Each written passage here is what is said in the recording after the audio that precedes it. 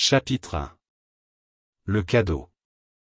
Le soleil venait de commencer à se lever au-dessus de l'horizon, jetant une chaleur sur la petite ville. L'air était calme et silencieux, à l'exception du bruit lointain d'un croissant de grêle et de l'arrosage occasionnel des feuilles dans la douce brise. C'était un matin paisible comme les autres. Mais peu la ville savait, ce jour marquerait le début d'une histoire qui inspirerait les générations à venir. Une histoire qui sera racontée de génération en génération, devenant le sujet de la légende. Camo était un petit garçon de petite ville, il avait toujours rêvé de quitter la ville et d'explorer le monde, mais il n'avait jamais osé le faire. Mais ce matin-là, quelque chose dans le cœur de Camo se mit à bouger.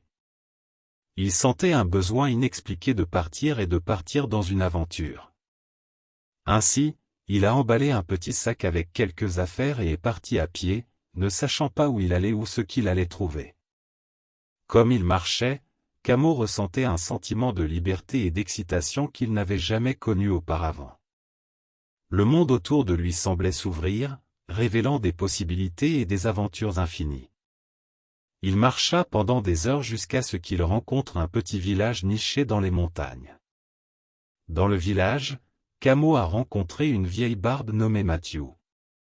Mathieu était un hyper-voyageur, un esprit libre qui avait vu l'univers et a vécu pour raconter les histoires. Il était tout ce dont Camo avait toujours rêvé. Ils ont passé du temps à explorer le village et ses environs, et comme ils l'ont fait, ils ont parlé pendant des heures sur la façon de tirer le meilleur parti de chaque seconde, sur les lieux où Mathieu avait été et les endroits où Camo voulait aller.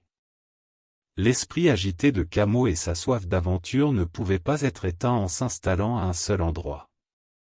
Alors, après une journée dans le village, il part de nouveau seul, mais avant de partir, Mathieu lui a donné une carte magique pour financer ses aventures. Camo était sans parole, il ne s'attendait jamais à rien de la vieille barbe en dehors de ses conseils et maintenant il était fixé pour la vie de continuer à chercher son but. Il a voyagé pendant des mois, errant d'un endroit à l'autre, ne restant jamais trop longtemps dans un seul endroit. Et ainsi a commencé le voyage de Camo, un voyage qui le mènerait aux coins lointains du monde et au-delà.